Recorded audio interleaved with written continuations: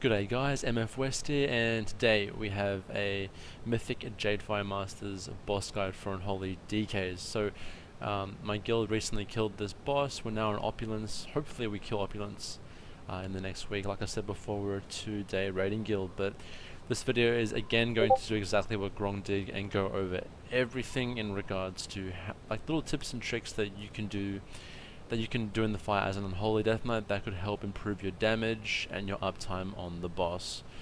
So before we get into that, I'll show you guys my damage. So I ended up getting a 95, and in particular I did 21k damage. Now the fight is honestly a decent fight for Unholy, I'll be honest. I think it's a pretty good fight for Unholy. A little bit of downtime on like moving to different when the bosses move to different locations, but other than that there's a light cleave in the boss fight, which I think we do quite well in, and if you manage to pump out damage in that phase, then you're going to be doing pretty good in comparison to other classes, sorry. But in general I think it's an okay fight for Unholy. Okay, so talents that I ran for this fight were All Serve, Ebb and Fever, the normal setup, run up. Asphyxiate, Soul Reaper. Wraithwalk is very good for getting into a good location to take the portal in the maze. I'll show you what I mean in a second. Epidemic, because they're two targets most of the time, and you're on about like 5 targets when the dogs spawn, so very strong there. And Unholy Frenzy. Now at the time of the kill I was still using my 400 Getty EQ. I still have my Grong Trinket, and I got really lucky and got a Titan Forge emblem of Zandalar. So yeah, that's pretty much my gear. I did not get the Azurite from the boss. I was pissed. I bonus rolled and nothing. So I still only have 2 Azurite two Vestamite trades. Still waiting for that third, guys. And yeah, so without further ado, let's get into the video. 2, 1. Before we start the video, I just want to apologize for the quality of the video. It's not the best. Kind of made a mistake with the setup for the recording, but all the other videos from now will be back to its normal quality.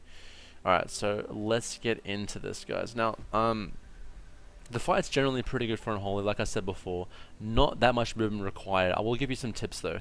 At the start here, you want to use your Grong's Trinket while the boss is where it is, because they're going to move to that little platform behind us and traps will spawn. So in your Unholy Frenzy, you want to be using your Grong Trinket to get the maximum output from the Trinket. Okay? You're mostly on the Monk the entire time. You only swap to the mage as and when his shield is up, and generally your group's dots and cleave will be enough to break the shield relatively quickly. Okay, so maintaining 100% uptime on Virulent Plague. Now, as and when he transfers to the other side, in about 8 seconds you're going to go up into the minigame. Now, the combination for the minigame is the same every time.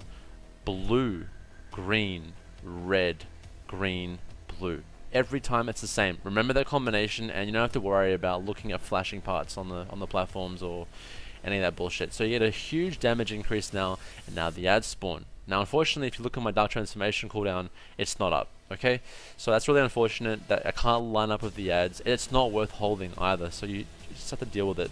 You have D&D though, and you can cleave down inside your D&D with Epidemic. If you want to see what I'm using, check the top left hand corner for my spells that I'm using. So the next thing is you have to take care of these living bombs. Now, little tip, you cannot like dot them up until you're inside the smoke screen or smoke bomb that this living bomb has. So you have to be inside its melee range to actually do damage to it, okay? You can't range it or start dotting it up from distance. So now we're baiting out the traps, and we're going to have hunters clear them with deterrents until we move on to the next bomb. There we go. It's critical that your guild and your raid group deal with these bombs efficiently. It's the only way you can truly fail and wipe on this boss, is not dealing with the traps. So again, back onto the boss, and we're going to get another minigame pretty soon. Here it is. So again, same thing, blue, green, red, green, blue. Easy peasy. If you do get hit more than what, if you hit once and you think you're going to get killed, IBF, use your Health Stone and Death Pact if you have it, okay? Unfortunately, I don't have Wraithwalk available like I said I would. I have Death Pact. I still think that Wraithwalk's a better option here, but you never know, you might take some serious raid damage. It's up to personal preference, okay?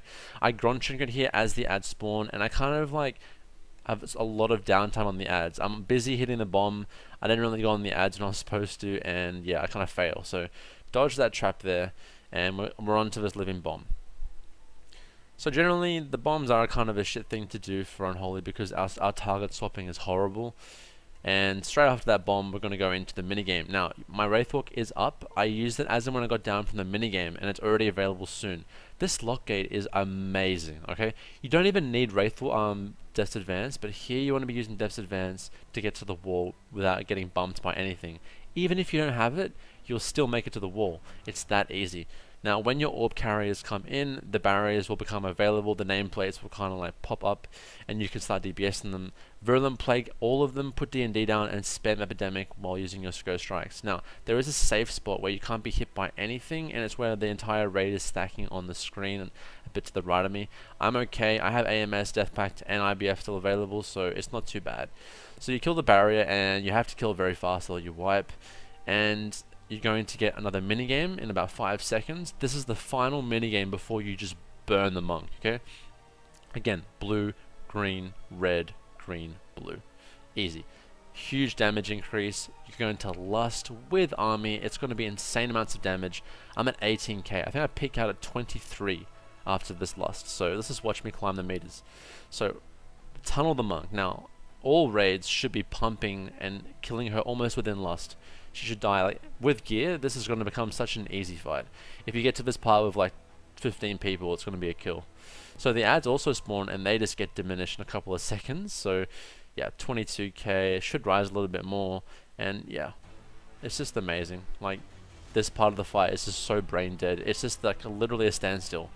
The only thing you can wipe from is traps being spawned and range not moving. That could kill healers, maybe, possibly. And the AoE damage that the mage does when he transforms into a phoenix. That's it. Like, if your healers can't deal with that, then something's wrong. Like, it should be fine. We have a couple of people die at the end. I do Deathstruck a few times, but generally the phoenix is pretty easy. So we kill off the monk, she's dead, and now we're on to the final phoenix boy, bird boy. So yeah, coming second right now at 23k, and obviously Unholy DKs will start to drop off a little bit due to single target nature. And it's really straightforward. Like, he only has 14 million HP, and it's a standstill fight beside the traps. That's it. Because once the monk's dead, you won't get any more minigames, and it's just tunnel. So yeah, this is pretty much the boss fight. And what I would like about this tier, unlike Uldir, is that all of our Biz Azerite pieces are dropping pretty early on in the fight. Unfortunately, our shoulders drop off Mechatalk, which is a really pretty deep boss into Mythic, but eventually we'll get there. But for the most part, weapon, chest, and helm all drop from the first set of bosses, champions. 2 pieces of loot you need. Jadefire, your Biz Azerite helm, like, it's amazing. Yeah, and that's pretty much it. Gron Trinket also, amazing trinket to be using. I think it actually, in one pool, it was my top damage. And it was like a lengthy pool. It was like 50% of the boss stage HP down, so it's amazing. And if you use it within your Unholy Frenzy windows, you're going to pump. So we actually lose a lot of the raid here, surprisingly enough. I think a flare went off or something, a trap went off. And we had a few healers die, but we kill it. Not the cleanest of kills, but I think most of you guys will have no troubles. There's the fail bonus roll. Like, it's just such a bad bonus roll. Anyway, thank you very much for watching. Stay unholy. I'll be continue to post all my boss mythic guides and everything. And then don't worry, for all the PvPers out there, there's plenty more content coming. Follow me on social media at MFWest WoW on Facebook and Twitter. And like I said, stay unholy. Peace.